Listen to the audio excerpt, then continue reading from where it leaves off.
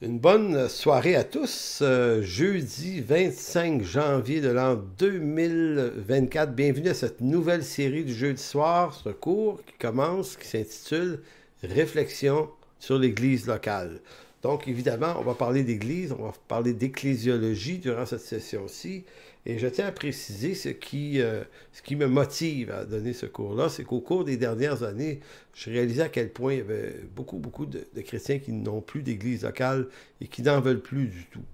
Et, euh, et j'ai choisi au cours des dernières années de souvent m'asseoir avec ces gens-là puis écouter leur histoire, plutôt que de simplement jouer le rôle du pasteur qui les exhorte à revenir dans leur église locale, parce que c'est une ordonnance du Seigneur avoir une église locale, donc on ne peut pas nier ça, mais comment on traite des situations délicates et sensibles, des situations d'abus spirituels quelquefois.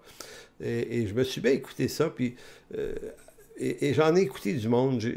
Donc, j'ai commencé à me demander comment on pouvait relever le défi, comment on pouvait repassionner des gens à revenir dans une église locale ou leur ancienne église locale. Qu'est-ce qu'on peut faire? Donc, tout ce cours-là est bâti sur deux angles. D'abord, on va voir ici et là, pendant ce cours, les textes du Nouveau Testament qui parlent de l'Église locale, qui la définissent, qui l'analysent, qui la décrivent. Évidemment, on va voir ça.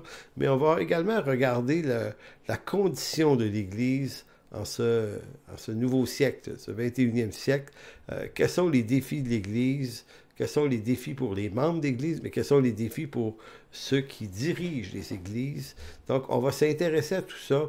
Mon but final, c'est de nous encourager. Hein? C'est pas de culpabiliser ceux qui n'ont pas d'église, mais peut-être de les réinstruire sur cette nécessité, de les aider, de les encourager à surmonter peut-être des choses difficiles qui sont arrivées. Il y a toujours moyen de revenir à cet endroit qui est le corps de Christ, qui est l'Église locale. Donc, au menu, ce soir, cette première séance, on va regarder un peu l'ordonnance de Dieu concernant l'Église locale pour montrer que c'est pas optionnel d'avoir une Église locale, c'est une ordonnance. On va voir ça un peu à soir, mais on va le voir à d'autres reprises durant la session. Et on va voir en deuxième sujet de ce soir les responsabilités partagées dans l'Église locale. Donc, si il est tout à fait normal que des anciens s'attendent des membres un certain nombre d'engagements face à l'Église, eh bien, il est tout aussi important que les anciens aient également des responsabilités dans ça. C'est-à-dire que les problématiques ne relèvent pas toujours des membres. Quand il y a des difficultés, ça relève souvent également du leadership. Donc, par souci de probité, j'ai choisi de regarder vraiment les deux angles et de parler de ces deux angles-là. C'est ce que je vais faire souvent à travers la session, parce que je pense que tout le monde, on a beaucoup à apprendre là-dedans. Donc, moi, j'ai été, parce que c'est un peu la motivation qui m'a amené à choisir ce sujet-là, j'ai été ébranlé au cours de la dernière année, parce que ça fait plusieurs années que je rencontre ici et là des chrétiens qui n'ont pas d'église. Quand je vais dans des camps chrétiens l'été, c'est là que j'en rencontre le plus. Ça me permet de jaser avec des gens de différents milieux évangéliques, différentes confessions chrétiennes et de différentes régions. Écoutez, et là, ben, on discute, puis pour être honnête avec vous, je comprends des fois qu'il est arrivé des choses très graves qui ont été souvent très très mal gérées et qui ont produit énormément de dérangements, de frustration, d'anxiété. Et il y a des chrétiens qui sont des grands brûlés puis qui sont plus capables. Puis bon, ben, écoutez, je peux pas comprendre. Je peux pas ne pas prendre le temps d'écouter comme il faut puis de dire, OK, je peux pas juste leur lancer des versets puis des solutions faciles. Il y a réellement un problème. Donc, comment on peut s'encourager, comment on peut encourager ces gens-là. Donc, mon but, ça serait d'encourager à nouveau des gens qui ont quitté à revenir dans une église locale, une autre église locale, si leur ancienne, c'est pas possible, mais à tout le moins, de surmonter ces difficultés-là. Ça veut encourager également ceux qui sont dans des églises locales à bien comprendre c'est quoi le défi qui est là, mais le défi autant pour ceux qui en sont membres que pour ceux qui les dirigent. Vous savez, le Nouveau Testament ne décrit pas l'appartenance à une église locale comme une option ou un choix personnel. C'est une ordonnance de Dieu. on doit comprendre que le Nouveau Testament est construit sur l'idée que la foi se vit d'abord en Église. Négliger la communion des frères, c'est un pas vers l'apostasie et c'est une négligence de la foi. La foi, parce que nous, on aime dire que c'est ma foi personnelle, ma communion intime et personnelle avec Dieu, puis c'est vrai, c'est pas faux, mais dans l'Écriture, ça commence dans une Église. C'est d'abord une foi commune. Et ça doit être gardé dans notre perspective. On ne peut pas marcher avec Dieu seul dans son coin, même si on croit que les raisons qu'on se donne sont bonnes. Bon, certains diront qu'on n'a pas besoin d'Église pour marcher avec Dieu, qu'on peut... mais cette affirmation-là est clairement contraire à l'Écriture. L'idée, c'est qu'on ne marche pas avec Dieu. Il faut retenir ça. On n'est pas appelé à marcher avec Dieu à notre façon, mais à la façon de Dieu. Se convertir à Jésus-Christ, là, c'est un acte de renoncement. Il faut comprendre que marcher avec le Seigneur, c'est apprendre à marcher dans ses voies à lui, à contrario de plus marcher dans nos propres voies. Et ça, c'est un énorme problème pour beaucoup. Donc, on marche avec le Seigneur, mais on fait ça encore dans ses propres voies. Écoutez, c'est délicat à dire, mais l'Écriture exige que nous soyons dans une église locale, parce que c'est là que Dieu agit d'abord. Donc, on ne peut pas faire ça comme on veut. On ne peut le faire qu'à la manière de Dieu. Donc, ce qui me trouble le plus, en fait, ce qui me trouble tout autant, bien que je suis absolument convaincu de la pertinence de l'Église locale, comme je viens de le dire, je comprends les raisons qui poussent de nombreux chrétiens à abandonner les églises. Donc, je suis capable de comprendre, je suis capable d'entendre, d'écouter, de saisir, et dans certains cas, de voir à quel point...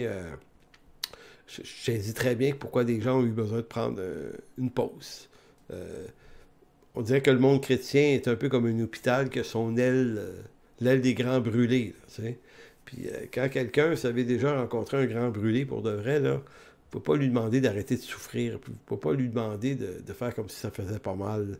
Puis des fois, nous, les chrétiens, on a cette espèce de réflexe où on a une suite de versets puis de raisonnements.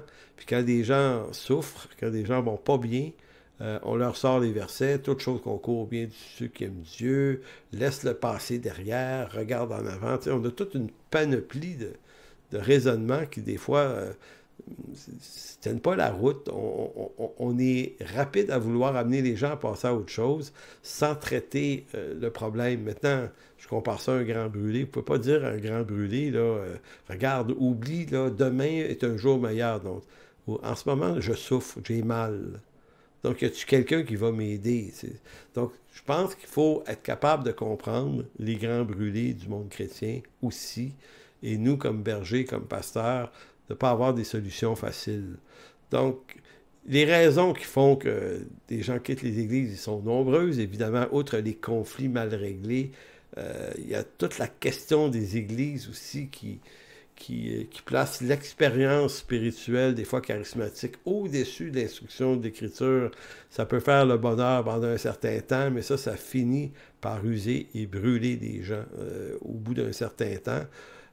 Il y a toute la question des églises spectacles, où certaines personnes vont apprécier pendant un certain temps, jusqu'au jour où ils vont se rendre compte que une église, c'est pas un spectacle, c'est un rassemblement de saints où on élève le Seigneur, on entend l'instruction. Des fois, il y a des gens qui ont été brûlés ou dérangés par ce genre de truc-là, puis ils ont tout arrêté. Des églises où on va user d'un légalisme excessif, d'un autoritarisme, un abus d'autorité même, ou du prophétisme à bon marché. D'autres églises vont sombrer dans le libéralisme, donc tout accepter les valeurs sociales aujourd'hui, qui sont à l'inverse de l'Écriture, tout ça, ça rentre. Donc, il y a énormément de défis, puis il y a énormément de problèmes dans les églises qui font que des gens abandonnent, puis qu'ils se disent, bon, mais regarde, vu que c'est comme ça, je vais aller faire d'autres choses de ma vie, puis je vais croire au Seigneur, moi-même, dans mon petit coin. Donc, je comprends qu'on puisse être désabusé par tout ça, mais je crois qu'il ne faut pas abandonner pour autant. À travers ce genre d'épais brouillard, de confusion, Il reste qu'il y a de nombreuses très bonnes églises qui sont fidèles au message de l'Évangile et qui travaillent honnêtement à la gloire de Dieu. Là, je ne dis pas ici qu'ils travaillent parfaitement à la gloire de Dieu, mais qui travaillent honnêtement à la gloire de Dieu. Donc, il faut trouver une façon de surmonter. Si vous avez besoin d'une pause, peut-être, mais éventuellement, ce serait important de reprendre pied dans une communauté de foi, sachant que c'est la volonté de Dieu. Donc, premier point ce soir, l'ordonnance de se réunir. Se joindre à une église locale relève d'une ordonnance de Dieu. On ne peut pas prétendre il faudrait que le Seigneur nous le montre clairement. J'ai entendu ça une couple de fois. Moi, je ne vais plus dans une église, à moins que le Seigneur me le montre. Moi, de répondre, ben, le Seigneur ne te le montrera pas, parce que c'est déjà précisé dans l'Écriture. Voyez-vous, c'est ça le problème. Quand Dieu a déjà parlé sur une chose, ben, sa volonté est déjà exprimée. Si quelqu'un dit « Oui, mais il n'y a pas de bonne église, il n'y a aucune bonne église », ben écoutez, non, c'est pas vrai, là. Peut-être que c'est toi qui as de la difficulté à baisser tes standards ou tes attentes. C'est peut-être toi qui as un problème caractériel, que tu as de la misère à avoir des relations bienveillantes avec les gens. Mais prétendre que toutes les églises vont pas bien, puis il n'y en a aucune de bonne, c'est un peu comme se mettre au-dessus de l'affaire, de dire, moi, il n'y en a aucune qui est à la hauteur, de ma sainteté et de ma compréhension, de mon intelligence de la chose. Donc, on ne peut pas aller là. Donc, aller à une église locale, ça nécessite... c'est un exercice d'humilité, c'est un exercice de renoncement. Il n'y aura jamais rien de parfait, mais il y a toujours moyen de trouver un endroit où on va retrouver sa paix et sa joie. Donc, dans Hébreux chapitre 10, versets 23 à 25, Hébreux 10, 23, c'est un texte classique qui dit « Restons fermement attachés à l'expérience que nous reconnaissons comme vraie. Car celui qui nous a fait la promesse est digne de confiance. Et veillons les uns sur les autres pour nous encourager mutuellement à l'amour et à la pratique du bien. Ne prenons pas comme certains l'habitude de délaisser nos réunions. » Ici, c'est la version sommaire. Dans la seconde, c'est de ne pas délaisser nos assemblées. D'autres, c'est le rassemblement de nous-mêmes. Donc, c'est la même chose. Donc, ne prenons pas comme certains l'habitude de délaisser nos réunions. Au contraire, encourageons-nous mutuellement, et cela d'autant plus que vous voyez se rapprocher le jour du Seigneur.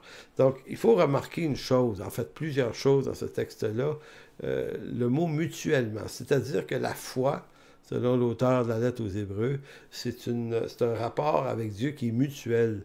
Donc, on doit être ensemble, on doit veiller les uns sur les autres, on doit s'encourager les uns les autres à la pratique du bien, et on doit le faire dans les rassemblements en assemblée locale. Bon, je sais que ce texte-là est souvent utilisé, malheureusement, par des pasteurs pour lui faire dire qu'on ne peut pas quitter son église locale pour une autre, mais c'est pas exactement l'idée du texte ici. L'auteur voulait dire qu'on ne doit pas délaisser la nécessité de se réunir en église. Maintenant, une personne qui, pour une raison X, Y, Z, quitte une église pour se joindre à une autre, n'est pas en train de commettre un péché ici. Ça arrive des situations pour toutes sortes de raisons. Et moi, j'ai souvent rencontré des gens encore dernièrement. J'avais une discussion avec un frère d'une autre église qui me disait qu'il ne trouvait pas ça normal que des gens quittent son église pour aller dans d'autres. Il dit non, les gens devraient rester, c'est ici leur église. Puis moi, je lui faisais remarquer que dans son église, à lui, il y a des gens d'ailleurs, d'autres églises, qui quittent leur église pour venir dans la sienne. Donc, je lui dis, est-ce que tu as la même rigueur avec eux? Tu leur dis-tu, ben venez pas. Vous n'avez pas le droit de laisser votre église. C'est pourquoi c'est vrai juste d'un sens. Et là, il me regardait en voulant dire, ouais, c'est sûr. Tu sais, moi, je pense, et c'est un peu la pratique que nous avons comme anciens dans notre église, que si des gens veulent quitter notre église, quelle que soit la raison qu'ils ont, on va les bénir. Ça va être correct. C'est pas comme si c'était agréable, mais ça reste que c'est une décision qui leur appartient devant Dieu, mais pour autant qu'ils se joignent à une autre église puis qu'ils aient une église. Donc, je crois qu'il ne faut pas faire de problème avec ça. Maintenant, si on revient au texte lui-même, ben, c'est ça. C'est qu'on doit persévérer dans l'amour fraternel de façon mutuelle, et l'auteur dit bien de ne pas délaisser ces réunions-là, ces rencontres-là, Puis encore plus, d'autant qu'on voit approcher le jour du Seigneur. Puis moi, je dirais aussi, on voit arriver des jours mauvais. Là. Plus que jamais, c'est le temps d'avoir des églises locales. Évidemment, on ne peut pas passer sous silence qu'il y a des chrétiens qui vivent des situations d'exception et de précarité, qui ne peuvent pas fréquenter l'église, en tout cas pas sur une base régulière. Au cours des dernières années, là, peut-être que la pandémie nous a ouvert les yeux là-dessus un peu plus, mais il y a des personnes âgées qui sont en situation de mobilité réduite et qui ne peuvent pas se déplacer. Et donc, est-ce que l'Église d'origine va s'occuper d'eux quand même ou on va les oublier tranquillement? C'est assez étonnant de voir le nombre de personnes âgées à mobilité réduite qui ont été comme, si on veut, on les oublie. On les oublie dans des CHSLD, puis on s'en occupe plus trop parce qu'ils sont peut-être pas très rentables ou des fois, c'est peut-être loin des yeux, loin du cœur. Il y a des personnes qui vivent dans des régions où il n'y a pas d'église. Des chrétiens, c'est pour des raisons X, Y, Z, qui se retrouvent vraiment en région éloignée. C'est pas... Il y a d'autres personnes qui ont été profondément blessées, mais profondément blessées, et qui ont besoin d'une pause aussi. Donc, ça peut être une autre raison aussi. Mais dans tous ces cas, il faut quand même dire qu'il y a peut-être un effort de la part des dirigeants d'Église de trouver une façon de tendre la main à ces gens-là, par la grâce de Dieu, c'est-à-dire, on n'est pas la seule Église à le faire, mais on a ouvert, nous, un côté web à notre Église, ce qui fait qu'on s'occupe d'une vingtaine de personnes qui sont dans des régions, soit qui sont âgées, soit qui n'ont pas d'église dans leur coin, ou soit qu'il est arrivé des choses importantes dans l'église de leur coin qui fait qu'ils ne peuvent plus y aller. Donc, ce qu'on a pu faire, c'est offrir des services. On est capable de les visiter, on est capable de les appeler, on est capable de faire des rencontres web avec eux autres, par Zoom ou d'autres choses. Et on réalise que ça se fait s'occuper des gens qui sont en distance de l'Église et de recréer dans leur cœur et dans le nôtre un attachement réel d'Église locale où ils se sentent partie d'un corps. Donc, ça fonctionne, il faut juste se donner la peine de bien vouloir essayer. Vous savez, j'avais entendu à un moment donné un penseur qui avait dit, si vous voulez savoir comment va une société ou un gouvernement ou un pays, il dit, regardez, observez de quelle manière ils prennent soin de leurs vieux. Puis tout est là. Puis c'est vrai, une société qui néglige ses vieux, ça montre un peu sa condition morale réelle. Ben, c'est un peu la même chose. Si on reprendrait le même slogan et on l'appliquait aux églises, ben, la vraie santé d'une église ne dépend pas nécessairement de ce qui est spectaculairement visible, mais de ce qui l'est moins. Donc, comment une église et comment ses anciens, ses pasteurs prennent soin des personnes âgées de leur église, de ceux qui ont mobilité réduite, qui ne peuvent plus être là beaucoup.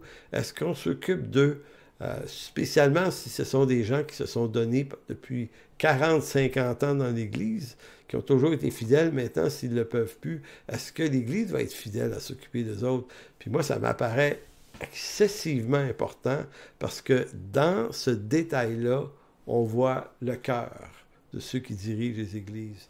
Donc voilà, en quelque sorte, un préambule. Donc, ce qui pousse de nombreux chrétiens à s'éloigner des églises n'est pas toujours une question de mauvaise attitude. C'est aussi souvent le problème d'une mauvaise gestion des affaires courantes par ceux qui dirigent l'Église. Nous aussi, comme pasteurs et anciens, avons un rôle de premier ordre à jouer pour assurer que notre Église soit un lieu de paix, exempt des souillures de toutes sortes, d'un mauvais leadership ou de leadership contrôlant, ou qui est relié à différentes attitudes ou problèmes d'insécurité de toutes sortes. Je vais y revenir à quelques fois dans cette série-là, mais chez les leaders d'Église, l'insécurité est souvent un problème majeur, c'est-à-dire de possession d'un pouvoir, peur de se faire voler ce pouvoir-là. Donc, comme si Dieu n'était pas souverain. Là, finalement, il faut que je me batte pour garder ma place, pour garder mes affaires. Puis surtout, j'avais remarqué une fois un pasteur, qu'il y avait dans son église des personnes très, très compétentes qui s'étaient ajoutées. Et Et lui, ben, il le disait pas de même, mais son attitude montrait à ce pasteur-là qu'il les voyait comme une menace à son leadership. Donc, subtilement, il a intoxiqué la relation avec eux pour qu'ils partent. Mais ça, c'est pas très rare. Donc, voyez-vous, dans la condition des pasteurs, nous aussi, on a des choses à regarder. Nous aussi, on a des problématiques à regarder, à visiter, parce qu'il se peut qu'un problème qu'on impute à des gens dans l'Église soit peut-être à l'origine d'un problème que nous, on importe dans l'Église. Le deuxième point ce soir en importance, c'est la responsabilité des membres versus la responsabilité des dirigeants pour le bon fonctionnement d'une Église en santé. Donc, pour qu'une Église soit en santé sur du long terme, il faut que les membres de l'Église, tout comme les dirigeants, prennent conscience des responsabilités qui sont les leurs, si on veut, tout le monde ensemble, atteindre le but. Donc, vous m'entendez souvent dire ça ce soir, c'est volontaire. Je veux vraiment défaire l'idée qu'on ne pourrait qu'accuser les membres d'être des rebelles, alors que quelquefois, c'est pas exactement ça le problème. Donc, par là, je veux dire que les conditions de santé ne dépendent pas seulement des membres fidèles qui doivent respect aux anciens, soumission aux anciens. La responsabilité est aussi celle des anciens qui doivent avoir une conduite exemplaire et responsable devant Dieu et les hommes. Donc ça aussi, et comme je le disais dans une annonce que je faisais dimanche à notre église, quand on est pasteur, on détient le pupitre, on détient le micro, on détient le pouvoir. Donc c'est facile pour nous d'être les accusateurs et de dire c'est toujours les membres qui ne sont pas corrects. Puis là, en même temps, je ne suis pas en train de renverser la vapeur et de dire c'est toujours les dirigeants qui ont tort. Non, non. Les dirigeants ont souvent raison aussi, puis des fois les membres ont tort. Mais pour être capable d'y voir clair, il faut quand même se donner la peine. Donc, je vous donne quelques éléments qui conditionnent le défi qui attendent les membres matures. C'est quoi un membre d'église mature, puis c'est quoi ses devoirs et ses défis à lui? Ben, le premier, c'est de préserver la paix et l'unité en ne laissant pas son caractère naturel intoxiquer ses relations fraternelles. Ça, c'est bien important. Donc, on doit avoir ce fruit de l'esprit qui est la maîtrise de soi, très important dans une église parce qu'il n'y a rien de parfait dans une église. Il y a surtout des pécheurs dans une église. Il y a toutes sortes de défis et de façons de voir les choses. Donc, avoir une attitude à chercher à préserver la paix et l'unité, c'est vraiment important pour un membre. Deuxième point, être fidèle en toutes choses. En toutes choses, en plein de choses. D'abord, l'assiduité aux célébrations du dimanche. Assiduité ne veut pas dire que ça ne peut pas arriver que tu ne sois pas là. Puis assiduité ici ne veut pas dire, nous, on a des membres dans notre église qui s'en vont dans le sud l'hiver. Maintenant, ils sont très assidus à notre église. Ils sont là par les réseaux sociaux, en direct avec nous à tous les dimanches. Ils participent à des rencontres de prière pendant la semaine par Zoom avec nous autres. Donc, l'assiduité, c'est pas nécessairement la présence physique à tout prix sur les lieux, mais c'est l'assiduité du cœur à tout le moins. Mais également, évidemment, être présent autant que possible, c'est quand même important. Donc, c'est être fidèle dans ça. C'est d'être fidèle à respecter la culture de l'Église. Quand on va dans une Église, on respecte sa culture, mais par culture, j'entends sa structure, comment elle fonctionne sur le plan structurel. Parce que toutes les Églises, on lit la même Bible, mais on arrive des fois à des façons de s'organiser un peu différentes. Donc, si on va dans une Église, on décide d'être là, on doit honorer cette structure-là. On doit honorer la vision que ces gens-là se donnent. On doit honorer leur fonctionnement et tout ça. On ne peut pas se mettre toujours en désaccord avec tout, sinon on est aussi bien de ne pas aller à cette église-là. Il y a toute la question du respect de la posture théologique. Donc, on peut venir d'un champ théologique différent si on se joint à une église qui n'est pas exactement le même champ théologique que nous. On doit néanmoins le respecter. Ça ne signifie pas qu'on ne peut pas avoir de discussion intéressante avec les anciens, puis comprendre mieux, puis expliquer son point de vue. Moi, je suis contre pour ça, les échanges, c'est enrichissant, mais au bout de l'affaire, il faut quand même respecter la posture théologique. On doit également participer par nos offrandes de notre temps, peut-être des fois, soutien aux offrandes matérielles, financières, évidemment, c'est mandatoire. On ne doit pas, comme membre, se joindre à une église avec des intentions cachées, un agenda caché.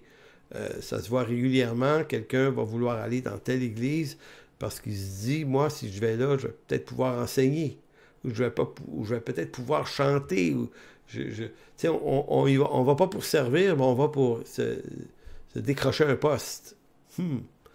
C'est correct d'avoir un poste, mais quand le motif, c'est vraiment que ça va pas.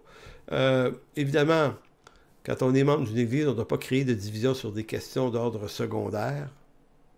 Hein, il y a des questions importantes sur lesquelles on peut avoir des discussions sérieuses, mais par exemple, sur les éléments structuraux de l'Église, comment l'échelle d'autorité est organisée, plus comme ci ou plus comme ça.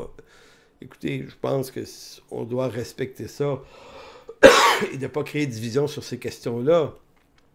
Également sur les questions politiques. Aujourd'hui, les politiques, la droite, la gauche aux États-Unis, les républicains, les démocrates, je ne crois pas que ça, c'est un enjeu qui devrait diviser une Église. On a le droit d'appartenir à des postures politiques, mais on fait attention que ces postures-là ne deviennent pas toxiques dans l'Église.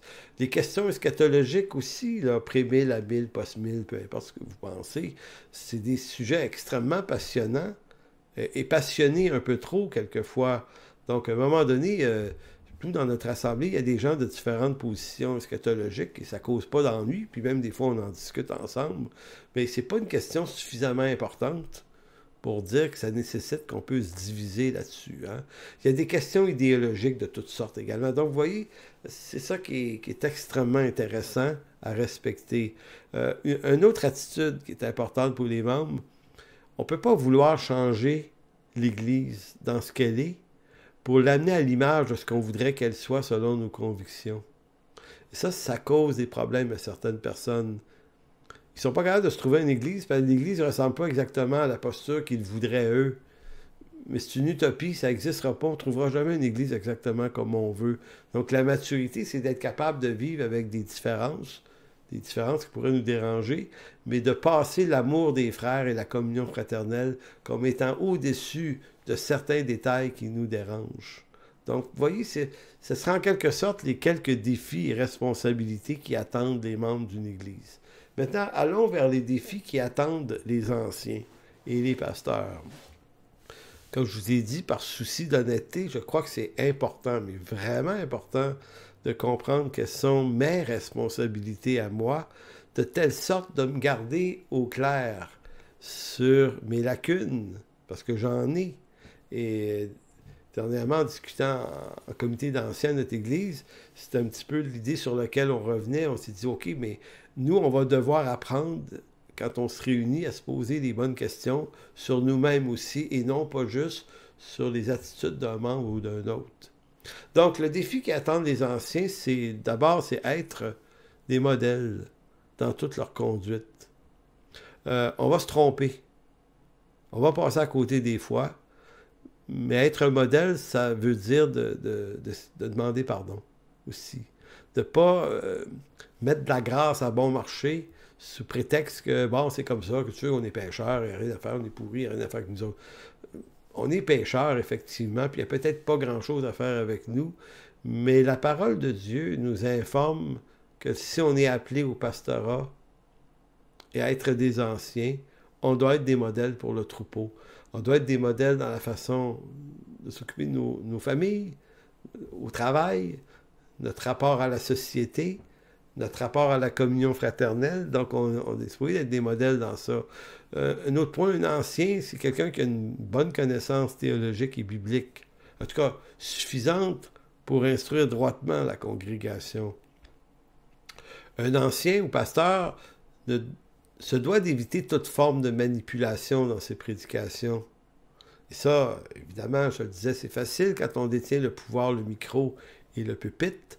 on peut causer des dommages avec ça. Donc, on ne doit pas, par des prédications, manipuler des gens, soit par une attitude autoritaire. On doit laisser l'Écriture être l'autorité. Mais soi-même, il faut faire attention. On ne peut pas utiliser à outrance des propos culpabilisants. Ou des fois, certains prédicateurs vont utiliser des émotions trompeuses, que je dirais préfabriquées. Donc, parce que l'émotion, le pleur, quand c'est arrive naturellement, je peux comprendre que c'est correct, là, mais quand des fois on sent que c'est un peu préfabriqué, ben ça peut devenir des formes de manipulation. Un pasteur doit apprendre à écouter aussi, honnêtement, les gens qui le consultent pour obtenir des conseils dans des situations difficiles, des situations de conflit. Donc, comment vous dirais-je, un berger, c'est quelqu'un qui évite de mitrailler ses brebis de versets de solutions faciles ou des solutions facilitantes, là, comme qui ne tiennent pas compte de la détresse réelle de ceux qui le consultent. Donc, tu sais, moi j'ai fait ça malheureusement dans ma vie. Quand des gens venaient me voir, puis il y avait des situations qui vivaient à l'église, ben, j'avais les versets à leur dire, et c'était toujours des versets qui leur disaient que c'était pas, que c'était eux le problème. Ils n'étaient pas assez humbles, pas assez, pardonnaient pas assez. Et donc, quand les gens sortaient de mon bureau, ben, ils avaient reçu des versets, puis c'était la vérité, les versets, mais c'était pas fait dans un contexte de droiture et de vérité. Puis je le regrette aujourd'hui, parce que je me dis, il y a beaucoup de gens que j'aurais dû écouter. J'aurais dû prendre le temps de bien comprendre ce qu'ils vivaient avant de me faire une idée sur leur situation et d'arrêter de mitrailler les gens de versets, mais d'entrer dans un rapport d'écoute honnête et d'écouter la détresse et la souffrance avant de leur dire qu'ils devraient passer à autre chose. Un pasteur doit également apprendre à maîtriser ses états d'insécurité. Je disais tout à l'heure, insécurité quant à ton leadership. Les compétences de ceux qui l'entourent ne devraient pas lui apparaître comme une menace, mais comme un avantage dans l'œuvre de Dieu. Donc, l'insécurité des pasteurs est dans bien des cas responsable de nombreux troubles et divisions dans les églises. Et c'est difficile, ça. En tant que pasteur, je le comprends, tu sais, que des gens très, très compétents débarquent, là, puis là, tu regardes eux autres, puis tu dis, bon, les gens vont-tu le préférer à moi s'ils enseignent? Puis là, on rentre dans des espèces de trucs. Et on doit gérer ça devant Dieu et renoncer à ce genre d'émotions-là, parce que si c'est ça le cas, si on laisse ces insécurités-là nous dominer, ben, ça signifie que c'est plus tellement la gloire de Dieu qu'on recherche, mais c'est la nôtre. Donc, il faut traiter nos problèmes d'insécurité. Un pasteur ne doit pas non plus cacher à tout prix ses vulnérabilités. Il doit apprendre à reconnaître ses erreurs et éviter de se présenter à sa congrégation comme un super spirituel qui est au-dessus de la vie normale. Donc, éviter de cacher ses vulnérabilités, ça ne veut pas dire de se montrer en tout point vulnérable dans toute chose, ce qui serait un autre problème. Mais à tout le moins, les gens dans les églises, croyez-moi, là, vont apprécier que le pasteur soit capable de reconnaître ses erreurs de temps en temps, qu'il soit capable de reconnaître qu'il est quelqu'un d'ordinaire et de pas super spirituel. Pourquoi c'est beaucoup plus payant de faire ça? Je dis payant, c'est pas le bon mot, là. Mais pourquoi c'est beaucoup plus intéressant pour les membres d'une congrégation de voir ça? Ben, c'est qu'ils sont en train de voir quelqu'un qui vit les défis de la foi comme eux les vivent. Un pasteur qui se présente comme étant au-dessus de la mêlée, là, il va créer beaucoup plus de problèmes à long terme. Là. Ça ne fera pas la job tant que ça de rassurer les gens. Un autre point, un pasteur, un ancien, doit se tenir loin du gain sordide. Donc, il ne peut pas se servir de la tribune de l'Église pour vendre quelques produits dérivés que ce soit de son ministère. Il faut toujours faire en sorte que l'argent, l'ouvrier mérite son salaire, bien sûr, mais après ça, il ne faut pas que tu sois en conflit d'intérêts financiers avec des situations dans l'Église, parce que ça va t'amener à prendre des décisions qui ne seront pas les meilleures. Un autre point, un pasteur, un ancien, c'est quelqu'un qui doit développer une justice une probité, une droiture en toutes choses. Se tenir loin des copinages qui sont des pièges contre la justice. Ça, c'est un point là, majeur, majeur, majeur. C'est-à-dire qu'il faut faire une différence entre le copinage et la communion fraternelle. Ce qui nous unit dans une église, c'est pas strictement de l'amitié, mais c'est de la communion fraternelle. Quand on est trop dans des relations d'amitié, de copinage, on ne reprend pas les frères, on les excuse en ce temps-là. La communion fraternelle, elle nous amène à aimer les frères pour de vrai, si tant est qu'il faut les reprendre quelquefois, leur faire voir quelque chose. Donc, souvent, ça crée des situations difficiles. Si je suis pasteur, on est quelques pasteurs dans l'Église, il y en a un qui se met les pieds dans les plats contre un membre, ben, qu'est-ce qu'on aurait tendance à faire? Facilement, c'est de défendre l'ancien, puis peut-être laisser entendre que c'est le membre qui a une mauvaise attitude. Donc, de ne pas croire le membre contre l'ancien, de croire plutôt l'ancien contre le membre. Ça, ben, ça cause des dommages à des gens qui vont se sentir blessés, ils vont dire, ben, j'ai pas été écouté, ils m'ont pas tenu compte de ce que je fais. Maintenant, effectivement, il faut être juste. Autre point, un pasteur, un ancien, c'est quelqu'un qui apprend à maîtriser ses colères, ses frustrations, qui fait en sorte que sa condition ne fait pas de lui un être qui pourrait être toxique dans ses relations humaines. C'est extrêmement important. Là. Le fruit de l'esprit, là, c'est pas pour rien. Le pasteur doit comprendre qu'il n'est pas propriétaire de l'œuvre, dont il est lui-même le pasteur, soi-même fondateur. Une église, ça reste toujours la propriété du Seigneur Jésus-Christ. C'est lui qui est la tête du corps. C'est lui qui doit régner par sa parole et non celle du pasteur. Maintenant, le pasteur a un rôle. Il y a un rôle, c'est d'enseigner l'Écriture. Mais il faut se mettre dans la posture que ce qu'on fait, ça devrait être pour la gloire du Seigneur. Et ça, écoutez, vous allez dire, facile à dire. C'est très facile à dire, mais dans le jeu de l'action, c'est pas tout à fait évident. Ça nous échappe. Ça va échapper à vos pasteurs. Ça va arriver, mais comme pasteur, on doit être conscient de cette fragilité-là. C'est de l'œuvre de Dieu dont il s'agit et non pas de la nôtre. Donc, c'est des conseils ici qui sont extrêmement, parfois extrêmement précieux et qu'on doit garder en compte. Moi, j'ai connu des pasteurs, des fois, qui me disaient qu'eux avaient le moins de relations possibles avec les membres de leur église, surtout dans les grandes églises, parce qu'ils ont de la difficulté à absorber, des fois, des critiques qu'on pourrait leur faire, fait qu'ils deviennent tellement allergiques à ça qu'ils vont se garder le plus loin possible, ils vont déléguer ça à d'autres, c'est-à-dire s'occuper du peuple. Puis eux, ils vont juste s'occuper de la prédication. Donc, ils se créent une distance avec le peuple. Mais quand on en arrive à ça, c'est qu'on n'est pas un berger. Je ne sais pas ce qu'on est, mais on n'est pas un berger. Parce que le berger, lui, a pour passion principale le bien-être des brebis.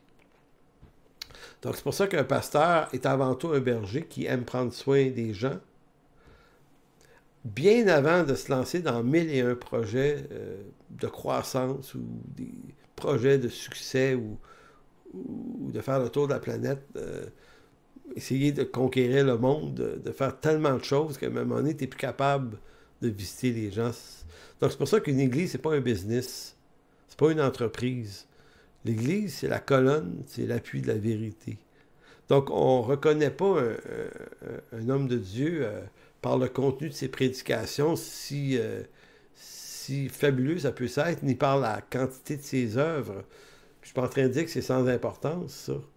Mais on reconnaît d'abord un homme de Dieu sérieux par la manière avec laquelle il applique l'Évangile dans les simples choses de sa vie de tous les jours. En termes d'anecdotes, je vous contais une anecdote qui m'est arrivée. Je parlais de copinage tout à l'heure, et puis il y a au-dessus de 20 ans de ça, quand j'étais à Saguenay, il est arrivé une situation, puis je vous la conte rapidement. Il y a peut-être des gens qui sont au cœur de l'histoire qui vont se reconnaître, mais bon. C'est qu'il y avait un homme dans notre église qui vivait surtout d'aide sociale ou de petites jobines pas payantes. C'est quelqu'un qui travaillait pas beaucoup, mais bon. Donc, il était vu comme dans l'église comme un frère qui est, bon, négligeable. Tu sais, c'était pas tout à fait un problème. Lui, il était un peu chialeux des fois, mais c'était pas tant que ça. Donc, il y avait lui. Puis, il y avait dans l'église un ancien qui était assez fortuné, businessman. Puis, un jour, qui était un bon ami à moi d'ailleurs, et puis, un jour, cet homme d'affaires-là a besoin d'un ouvrier pour nettoyer un local qu'il a acheté, un local commercial, démolir une coupe d'affaires, mettre ça dans un container à vidange, puis 3 semaines de travail, chose comme ça, là, puis il va voir cet homme-là, sans travail, il dit « Hey, je vais t'engager 2 semaines, tu veux-tu? » Fait que là, tu dis « OK, oui, d'accord. » Puis au bout de quelques jours, l'ouvrier apprend que la CSST pourrait passer et que s'il n'y a pas de papier, de carte de construction, il ne peut pas faire ce job-là, même si ce n'est pas de la construction puis de la démolition. Il ne peut pas. Parce que c'est commercial, c'est pas comme une maison privée. Fait que lui, quand il apprend ça, il décide de quitter, retourner chez eux. Évidemment, celui qui l'a engagé, pas content. Il dit « Ah, ça va bien, c'est un paresseux, c'est un ci, c'est un ça, on le sait, blablabla. » Ça part une tension entre les deux hommes. Et moi, je suis un peu comme coincé là-dedans. Donc, je veux essayer de rencontrer les deux pour comprendre leur histoire, que je comprenais mal au début. Et je rencontre d'abord l'ouvrier. Et lui, écoutez, ça a été une expérience très éclairante pour ma vie de pasteur, je dois le dire. Quand j'y pense aujourd'hui, c'est le genre d'affaires difficile, mais ô combien qui a changé quelque chose dans ma façon de comprendre la gestion des conflits. Donc lui, cet homme-là, il s'assoit, puis je lui dis, mais regarde, raconte-moi ta version, puis lui, il veut pas. En fait, il veut pas. C'est pas qu'il veut pas, c'est qu'il me dit, gars, pasteur, il dit, vous, là, l'ancien, là, contre qui j'ai un litige, c'est votre ami. Puis il est fortuné en plus. Donc, expliquez-moi pourquoi vous allez prendre pour moi. Vous avez avantage à prendre pour lui dans le conflit. Puis c'est ça que vous allez faire, parce que c'est ça que vous faites tout le temps, les pasteurs. Et que moi, je vous dis, oh boy, OK, ouais. Puis, mais ça m'avait vraiment rentré dedans, cette affirmation-là. Puis le problème, c'est que je savais qu'il n'y avait pas tort. Je me disais, oh boy, OK, il met le doigt là-dessus, là. Puis là, ça m'a obligé à lui dire, écoute bien, j'entends ce que tu dis, puis je m'engage devant Dieu à t'écouter honnêtement puis sérieusement. Et si tu as raison, je vais te donner raison. Et il a vu que j'étais sérieux, fait qu'il m'a raconté sa version. Sa version, c'est ce que je vous ai conté tout à l'heure. Au bout de l'affaire, ça sonnait pour moi, effectivement, si c'était pas légal de l'engager, c'était pas légal de l'engager. La question, c'est pas de savoir c'est quoi son passé, a-t-il déjà été paresseux, si, ça.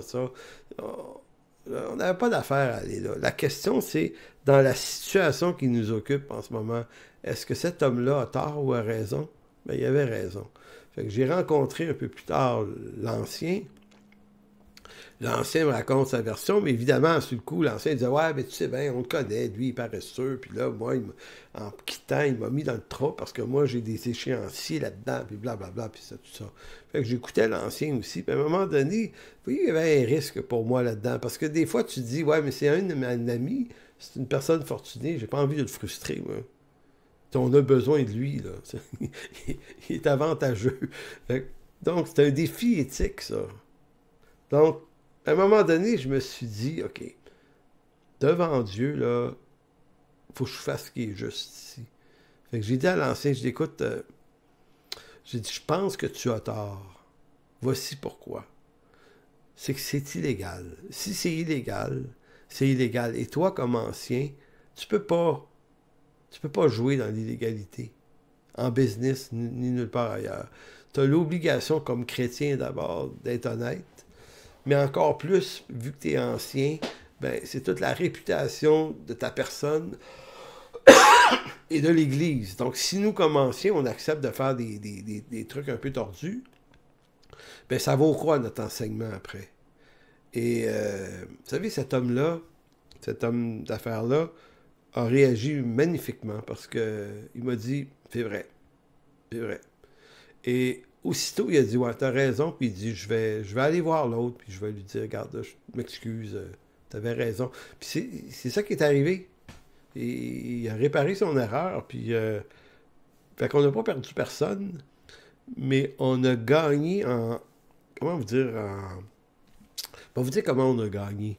C'est que l'ouvrier, le pauvre, lui, il est revenu me voir, puis il était très ému. Il était, très ému, il était ému. Il était ému parce que il m'a dit, moi, c'est la première fois de ma vie que quelqu'un me croit, que quelqu'un me prend au sérieux. Et tu sais, il dit, moi, j'ai pas de bonne réputation. Puis je suis quelqu'un qui a toujours été négligé par les gens. Puis il dit, ça me bénit beaucoup que le pasteur ait pris pour moi devant un riche.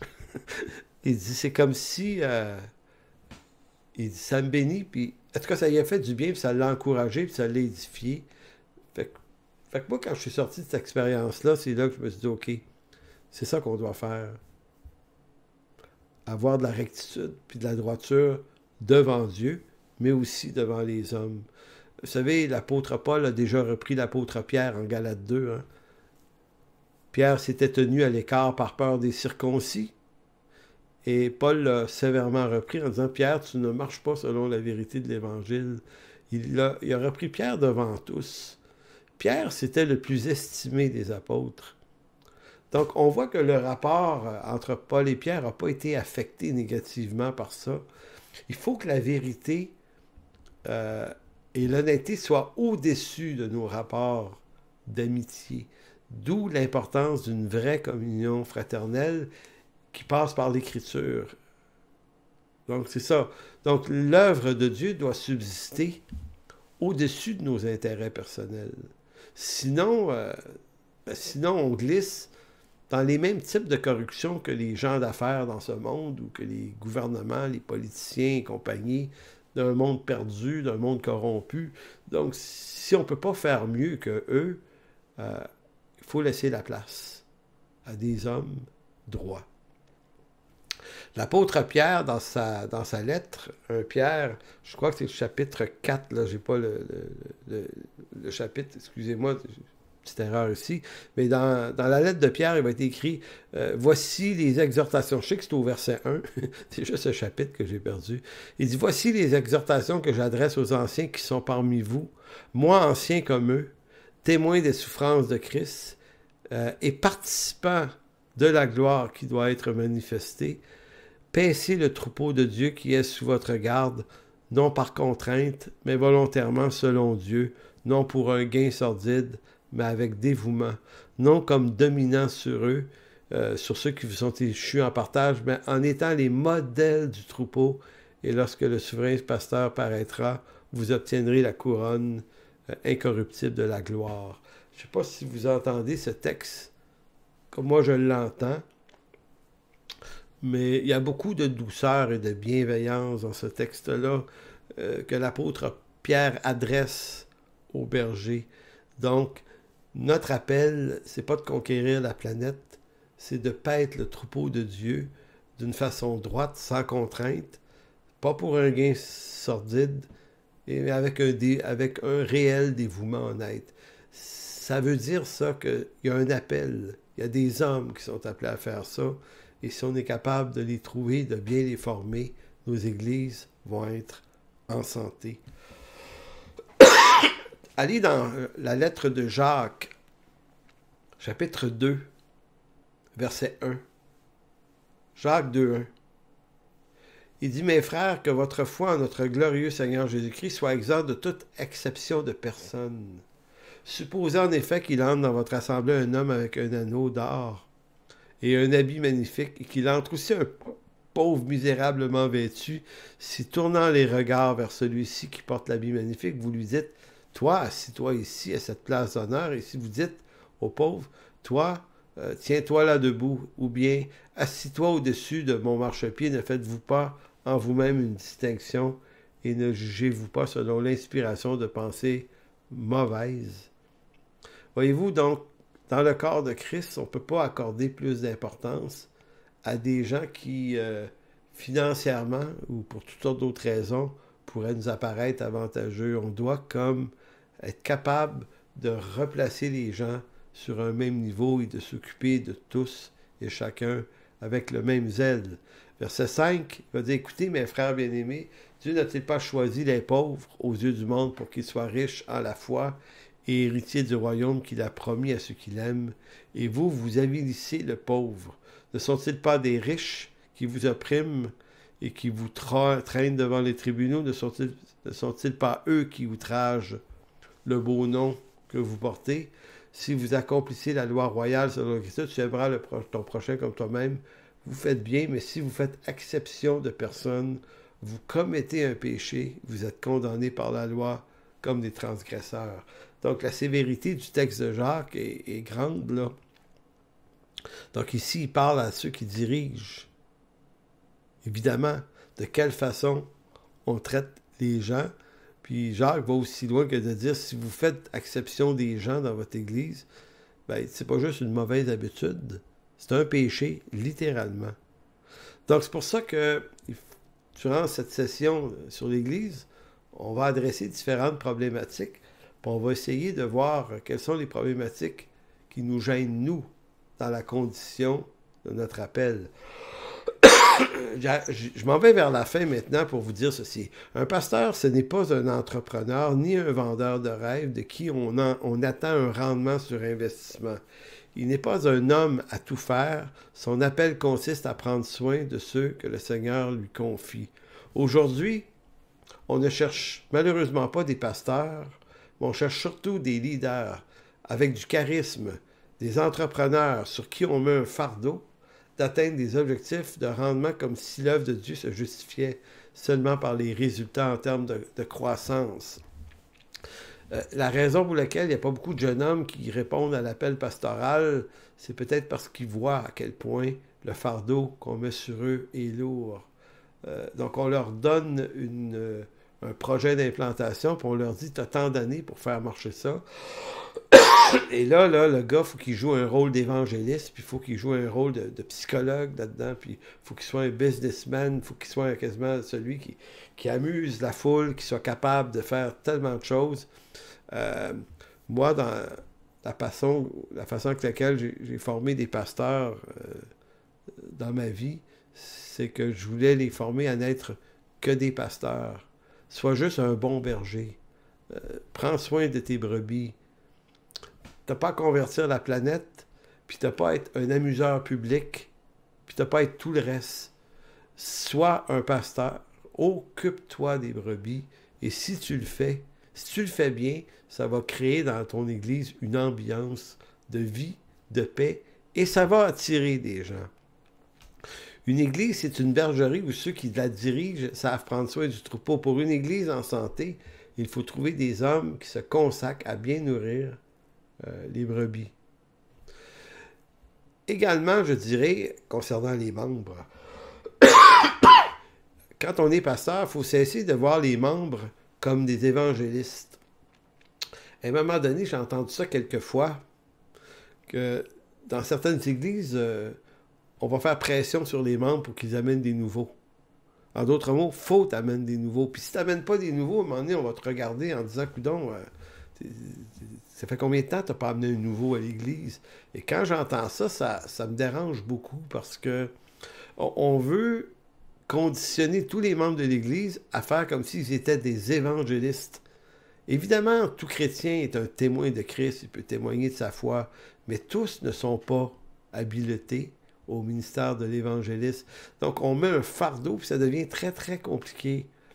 Non, notre rôle en tant que dirigeant d'Église, c'est d'accompagner les membres de nos églises à découvrir leur appel, si tant est qu'ils ont un appel particulier, de les encourager dans ce que Dieu veut faire d'eux, et non pas d'en faire des machines à évangéliser pour grossir le troupeau, pour renchérir notre succès.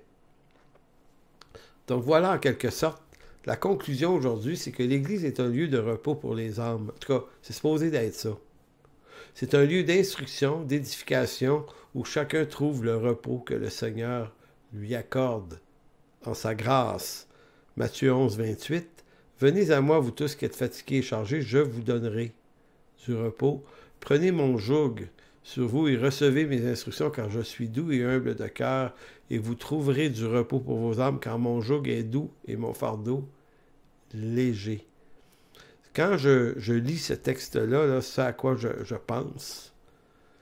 Je pense qu'une église devrait refléter l'ambiance que Jésus promet. S'il est doux et humble de cœur, et c'est supposé de produire du repos. Maintenant, si ça produit des tensions, puis si ça produit un zèle amer, et si ça produit une hyperactivité, puis des pressions, puis des manipulations, c'est qu'il y a un problème en place, et ça vaut la peine de l'adresser.